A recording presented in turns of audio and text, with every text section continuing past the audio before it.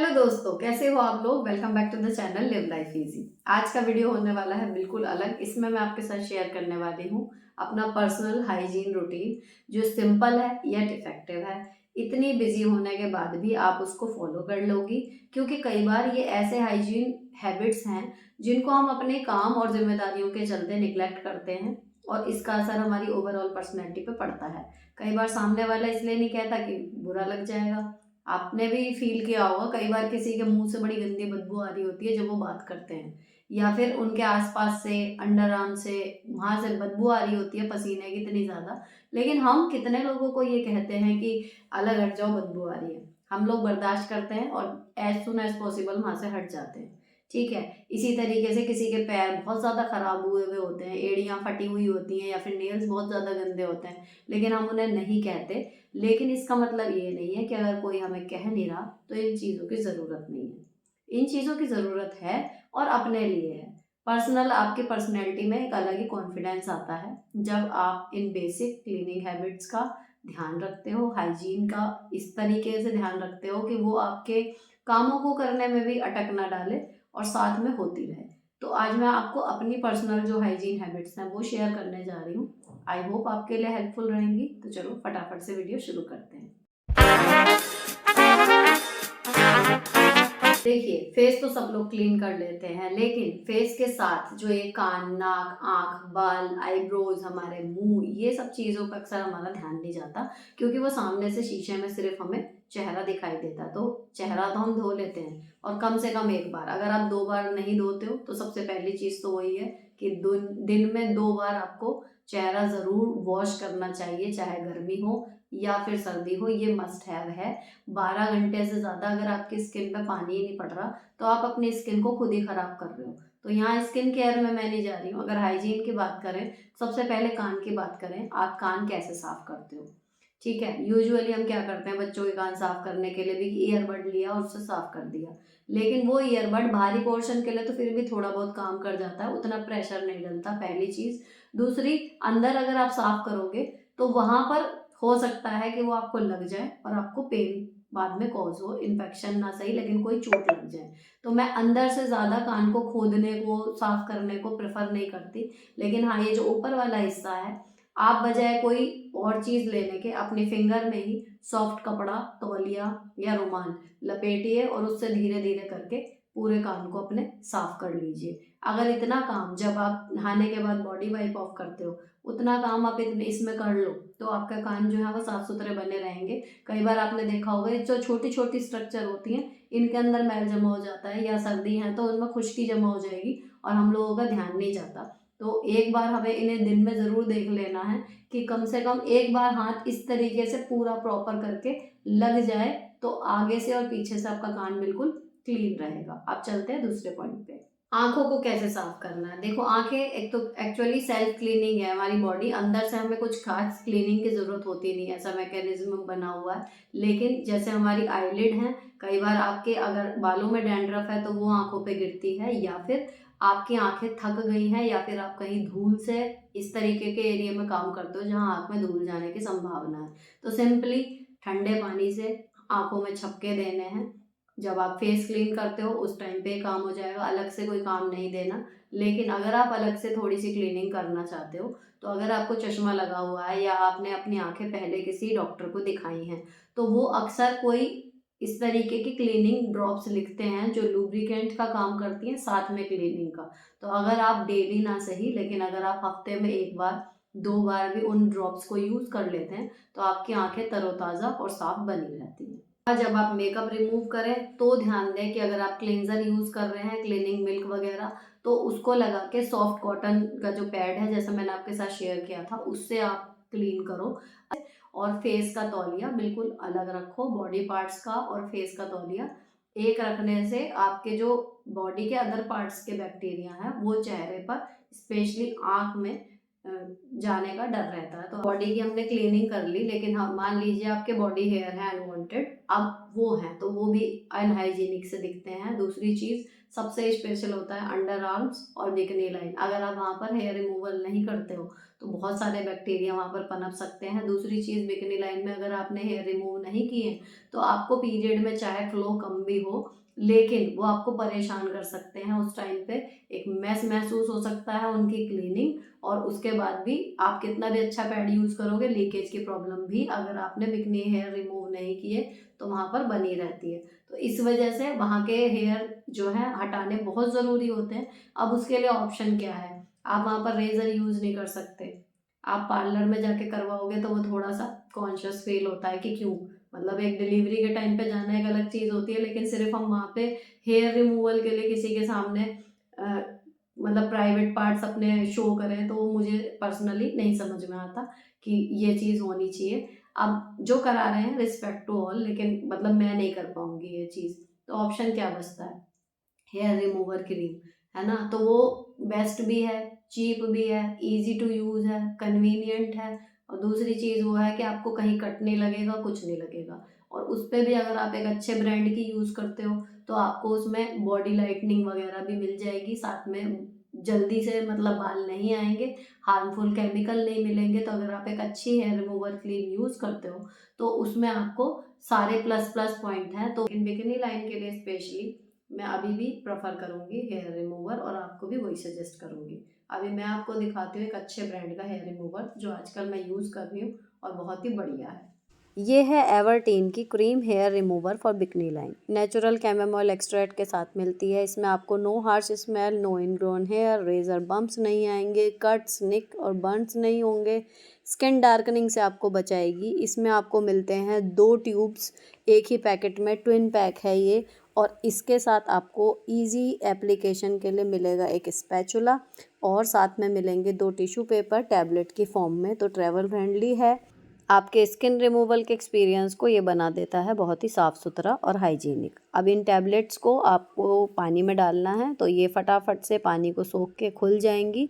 इसको आप पूरी तरीके से खोलेंगे तो एक टिश्यू का हैंकी जितना आपको बड़ा कपड़े की तरह ये मिल जाएगा। टिश्यू का बना हुआ है तो इसका मतलब ये नहीं है कि ये फ्रेगाइल है या फट जाएगा ईजियली। काफ़ी मजबूत ये है। इसको आप पानी में डिप करके निचोड़ के आराम से अपनी स्किन को वाइप ऑफ कर सकते हो। अभी इसको धो के मैंने अच्छे से निचोड़ लिया है। इसको आपको खींच के दिखाती हूँ। काफ़ी ये मज़बूत है, पेपर का होने के बाद भी आपका काम बिल्कुल अच्छे से ये कर देगा। अब चलते हैं हेयर रिमूवल के प्रोसेस की तरफ।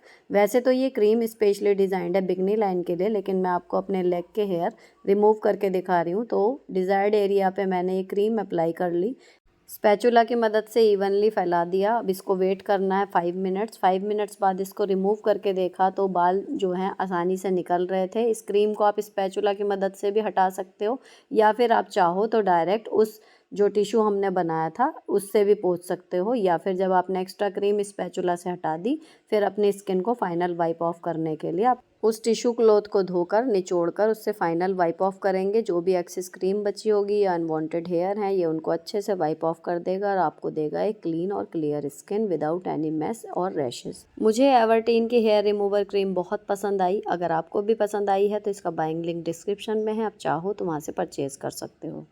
अब बात करते हैं सबसे खास उस पे जिस पे मतलब हर दूसरे तीसरे आदमी में आपको ये प्रॉब्लम मिल जाएगी, बैड ब्रेथ की। बात करते हैं ना तो इतनी गंदी स्मेल मुंह से आ रही होती है कि वो कितने भी काम की बात कर रहे हो समझ ही नहीं आती। तो जो अभी तक मेरे लिए काम कर रहा है वो मैं आपके साथ शेयर करूं कि आप दिन में 2 बार ब्रश करिए। अगर आप दिन में 2 बार ब्रश नहीं कर रहे, रात को मान लीजिए आप ब्रश नहीं कर रहे, तो टूथपेस्ट लगा के ना भी करें, लेकिन खाने के बाद सिंपल ब्रश आप ज़रूर कर लें ताकि फूड पार्टिकल्स आपके दांतों से निकल जाएं। सेम हैबिट आप बच्चों में भी डालिए। बेस्ट तो ये होगा कि वो प्रॉपर ब्रश करें रात को भी, लेकिन अगर नहीं करते, क्योंकि आप कई लोग एग्री करोगे, जानते सब हैं लेकिन कितने लोग कर रहे हैं वो परसेंटेज बहुत कम होता है जो रात को भी ब्रश करके सोते हैं। तो भी रात को दांत साफ करके सोइए और उसके बाद कुछ मत खाइए। ठीक, पहली चीज हो गई। और दूसरी चीज, अगर आपको बेड ब्रेथ की प्रॉब्लम है या तो मेडिकेटेड आप टूथपेस्ट वगैरह ले सकते हो, अदरवाइज माउथ वॉश आते हैं वो भी यही काम करते हैं, आप उनसे गार्गल कर लेते हो तब भी आपके बैड ब्रेथ से छुटकारा आपको काफी हद तक मिल जाएगा। जब हम ब्रश करते हैं तो बहुत कम टाइम के लिए हम उनको रब कर रहे होते हैं। ट्राई टू कम से कम 2 मिनट दांत और ब्रश एक दूसरे के ऊपर घिसते रहें। अब बात करते हैं बैक क्लीनिंग की। पीठ या फिर हमारा ये वाला हिस्सा बिल्कुल बैक में नीचे की तरफ जो हार्ड टू क्लीन है, हमारा हाथ नहीं जाता, हम उसको सीरियसली नहीं लेते, लेकिन जब हम ब्लाउज वगैरह पहनते हैं या फिर कोई ऐसी ड्रेस पहनते हैं जिसमें हमारी बैक विजिबल हो रही हो, या मैं तो कहूँ नहीं भी विजिबल हो रही अपने लिए भी, उसमें फिर अगर आप क्लीनिंग पे ध्यान नहीं दोगे ना, उसमें फिर कील मुहासे होने शुरू हो जाते हैं, दाने दाने होने शुरू हो जाते हैं, अगर आप अपनी पीठ की क्लीनिंग नहीं करते। अब हाथ तो पहुंच ही नहीं रहा, उसके लिए आप क्या यूज़ कर सकते हो, लूफा का बेस्ट होते हैं, डंडे वाले आप ले लो, उससे अच्छे से रब करो नहाते टाइम, पर्पजली कर लो, एक दिन छोड़ के एक दिन करो, लेकिन आपको अपनी पीठ जो है वो उससे लूफा से घिस लेनी है। तो जितने भी हार्ड टू रीच प्लेसेस है ना, मतलब ये काली गर्दन, आपने कितने वीडियो देखे होंगे कि काली गर्दन से छुटकारा पाएं, काली पीठ से, वो काली होती क्यों है? आप ये सोचो ना, क्यों होती है वो? क्योंकि हम डेली क्लीनिंग में उनको इंक्लूड नहीं कर रहे, और जब हमें एक दिन उन्हें चमकाना है तो फिर लगता है कि ये लगाओ वो लगाओ, बेकिंग सोडा घिसो, पता नहीं क्या क्या, है ना। उससे बेटर क्या होता है, आप एक दिन छोड़ के एक दिन, नहीं तो 2 दिन छोड़ के एक दिन आप लूफा लेके उसमें बॉडी वॉश या साबुन से, अगर आप नहा रहे हो साबुन लगा के, और उसके बाद लूफा से घिस लो। जादू की तरह असर करता है लूफा, आपकी बॉडी में कहीं पर भी जमी हुई लेयर नहीं दिखेगी, ना आपकी पूरी बॉडी में कहीं स्किन टोन में फर्क दिखेगा, एक सी स्किन आपकी वो कर देगा अगर आप उससे नहाते हो तो लेकिन उसके बाद ये है मेन कि लूफा की सफाई का ध्यान रखना। लूफा को यूज के बाद अच्छे से सारा साबुन जो आपका यूज हुआ है वो भी निकल जाए, साथ में उसको 2-3 बार अच्छे से पानी में डिप करके क्लीन करके सुखा दो, ताकि उसमें खुद में बैक्टीरिया ना हो जाए, कहीं आपका बैक्टीरिया साफ ना हो, उल्टा उसका बैक्टीरिया और आपके आ जाए। तो लूफा की सफाई का आपको ध्यान रखना है, हाथ के हाथ धो के उसको सुखा के टांगो, बाकी लूफा से साफ करो, आपके बॉडी पार्ट्स में कहीं पर भी कोई जमा हुई गंदगी बिल्कुल नहीं रहेगी। अब यहाँ के बाद क्या बचे, हमारे बाल, है ना। बालों की क्लीनिंग का सिंपल सा रूल है, अगर आपके बाल बहुत ज़्यादा ऑयली नहीं है, बहुत ज़्यादा जल्दी गंदे नहीं होते, आप हफ्ते में 2 बार शैम्पू करो एंड इट इज़ इनफ। 2 बार आपको शैम्पू करना है, चाहे आपने तेल लगाया है चाहे आपने तेल नहीं लगाया, गर्मी है या सर्दी है, आपका हफ्ते में 2 बार शैम्पू, मैं इतने सालों से करती आ रही हूँ and that is perfectly okay. जब बाल टूटने शुरू होते हैं, जब पूरा हफ्ते में 2 बार से कम होता है, यानी कि बीच में मैं नहीं धो पाई और पूरा वीक निकल गया, तो सैटरडे तक वो बाल दोबारा मेरे गंदगी से टूटने शुरू हो जाएंगे। तो ये एक अल्टीमेटम होता है ना। तो आपको हफ्ते में 2 बार करना है, और इन केस आपकी स्कैल्प ज़्यादा ऑयली है, आपके बाल 2 दिन में ही थोड़े चिपचिपे से होने लगते हैं, तो आपको हफ्ते में 3 बार शैम्पू करना है। What ever you want shampoo कोई भी आप यूज़ करो जो आपके बालों को सूट करता हो, लेकिन हाँ, बालों को क्लीन हफ्ते में 2 बार करना बहुत ज़रूरी होता है। इसके बाद बात करते हैं बेली बटन की। बेली बटन में भी ये है कि आप उस पर ध्यान नहीं देते, लेकिन जब विजिबल होता है तब पता चलता है, या फिर कई बार एक्सट्रीम कंडीशन में उसमें से स्मेल भी आने लगती है। आपको सिंपल माइल्ड सोप पानी में घोलना है, या हल्का सा उस पर शैम्पू थोड़ा सा माइल्ड वाला लगा लेना है, और ईयरबड से उसको साफ कर देना है, then wipe off with clean cloth और पेपर क्लोथ, है ना। उससे आपको क्लीन कर देना है, इतना सा आप ध्यान दे लो बेली बटन पे, तो वो बिल्कुल साफ रहेगा, क्योंकि बेली बटन में ऑयल वगैरह भी लगाते हैं हम लिप्स के लिए, बाकी आईज वगैरह के लिए भी वो हेल्पफुल रहता है। तो जब हम ऑयल लगा रहे हैं तो उसकी टाइम टू टाइम क्लीनिंग भी बहुत ज़रूरी होती है। अब पूरी बॉडी की बात हो गई, जो सबसे इम्पोर्टेंट और सर्दियों में सबसे ज़्यादा प्रॉब्लमेटिक एरिया होता है वो होते हैं हमारे पैर और एड़ियाँ। उनकी क्लीनिंग के लिए आपको नहा रहे हो आप गर्म पानी से, उसी टाइम पे जो मैंने सिलिकॉन जेल सॉक्स वाला आपके साथ शेयर किया था रिव्यू, मैंने उसमें बताया था कि आपको गर्म पानी से उसको धो लेना है पैरों को जब भी ये कुछ करें। तो आप इसका सिंपल तरीका सुनो कि कैसे होगा। आप जब गर्म पानी से नहाने जा रहे हो उसी टाइम पे प्यूमिक स्टोन या सिंपल जो कुम्हारों के यहाँ मिट्टी का मिलता है वो आपने लेना है, और उससे एड़ी को हाथ के हाथ डेली में ही, जब आप पूरी बॉडी पे साबुन लगा रहे हो, जब उस पर भी पैरों पे लगाया तब उसको घिस लेना है।